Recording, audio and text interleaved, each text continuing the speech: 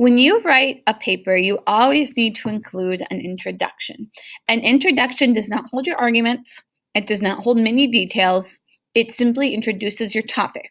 It introduces why your topic is important, relevant, and why it should be written about. And finally, it introduces your thesis statement. It's a little different than how we've been doing it in more of our expository essays where we write about a character, because this is a research paper. So here's my introduction, and let's break it down and see what color we think we should give everything. It is said that you are what you eat. So shouldn't humans pay more attention to what we put in our bodies? With so many food choices out there, how do people even begin to know where we should start with our grocery shopping? One big debate right now is the difference between organic versus non-organic food, and which will benefit the average person and family more. Both have their benefits and both offer downsides. How do you know which to choose? We are going to be examining the difference in farming and buying organic and non-organic conventional foods, as well as the pros and cons of both types.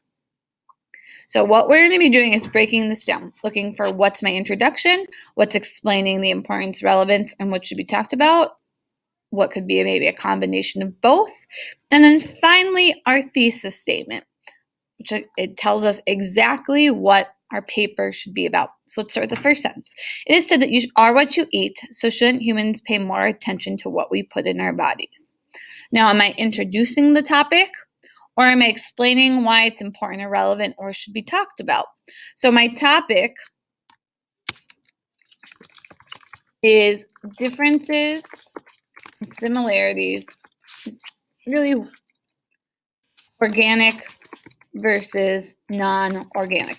So we're not really arguing anything. You're really just explaining the difference between the two so that your reader, your audience, can determine which one they should be buying. Which they should be buying all organic, non-organic, conventional, or a combination of both. You're not trying to convince them, which is better. You're showing me what are the pros, what are the cons, what are the differences. It is said that you are what you eat, so shouldn't humans pay more attention to what we put in our bodies? I'm thinking that this is almost introducing, because then you're showing me that it's probably going to be about food. So I'm going to make that purple. With so many food choices out there, how do people even begin to know where we should start with our grocery shopping? Again, this is your topic, why it should be relevant, but I think it could be both. With so many food choices out there, how do people begin to know? So it's important because we're people, we grocery shop, but it also introduces our topic. So I'm going to make this purple as well, but I'm also going to highlight it in red because it's a combination of both. Ooh, that is not pleasant to read. One big debate right now is the difference between organic versus non-organic food and which one would benefit the average person and family more. That is truly going to be only purple because that specifically is my topic. Well, that is specifically my topic. Both have their benefits and both offer downsides. How do you know which to choose? Again, I'm going to go back up here to this red because it's why we should talk about. We need to be educated on it. We are going to examine the differences in farming and buying organic and non-organic conventional foods, as well as the pros and cons of both types. This is what I'm going to be writing about. This is what I'm going to be researching about. So this tells me exactly what my paper will be about, specifically farming and buying organic and non-organic, as well as the pros and cons of both types. So this means it is my thesis statement.